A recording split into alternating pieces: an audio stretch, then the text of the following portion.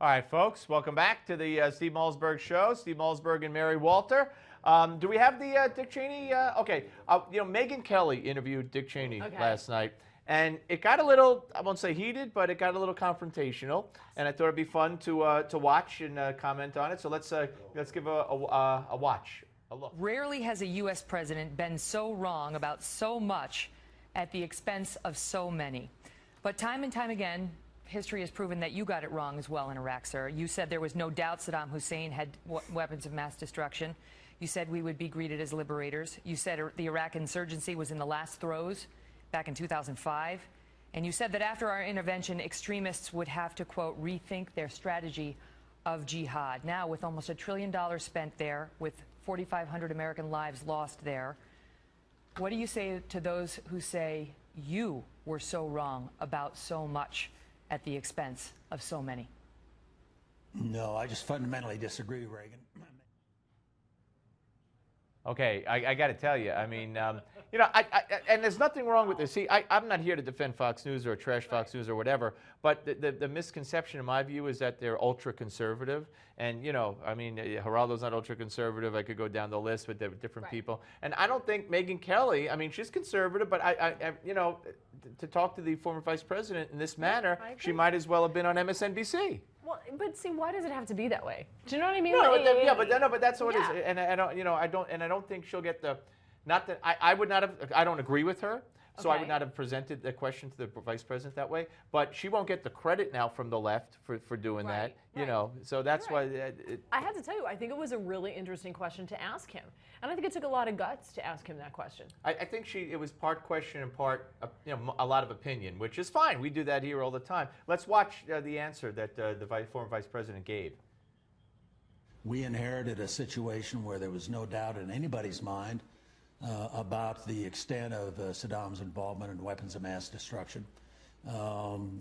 We had a situation where after 9/11, we were concerned about a follow-on attack that would involve not just airline tickets and box cutters as the weapons, but rather something far deadlier, perhaps even a nuclear weapon.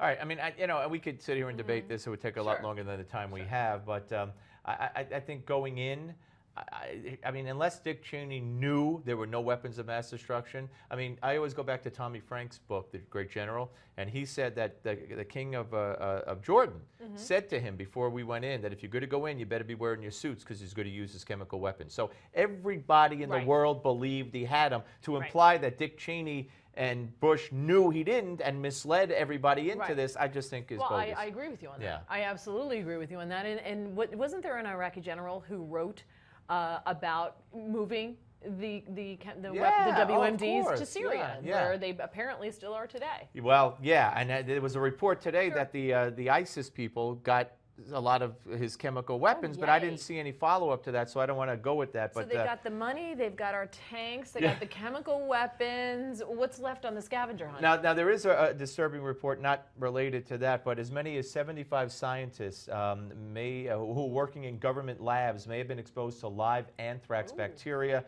According to the CDC, the scientists they're being offered treatment. This occurred after researchers working on a high-level biosecurity lab at the agency's Atlanta campus failed to follow proper procedures, and so we'll have more on this tomorrow. This is a story that's just really breaking now when as we talk. I'm working with anthrax, I usually always try to follow proper procedures. Yeah, I'll tell you, I would. You wouldn't get things, me anywhere near working with anthrax. I can tell you that right now. It's not. Hopefully they'll be okay, and because that's a very dangerous thing, obviously. Absolutely. Well, that's just why you'd think you'd follow. You would. The you procedures. would. You absolutely would. All right. Mary, thank you. And we will be back with more of the Steve Malzberg Show. But first, today's America's Moment. And it takes a look at the life of Martin Luther King Jr. Don't miss this one.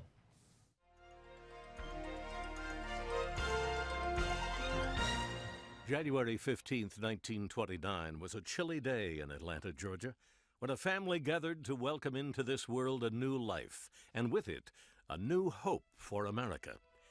2 years after his birth, his father Michael King changed his name to Martin Luther King, and then changed his son's name to Martin Luther King Jr. Throughout his 39 years, he instilled in Americans a new spirit of justice and freedom based on equality instead of status, and character instead of race. He waged a nonviolent war on racial segregation, with appearances that radiated with an energy that transcended all races, all faiths, and people of all ages, with words that still resonate today. I may not get there with you, but I want you to know tonight that we as a people will get to the promised land. He spoke to us of his dreams and his beliefs that justice too long delayed is justice denied. You're watching An American Moment on Newsmax TV.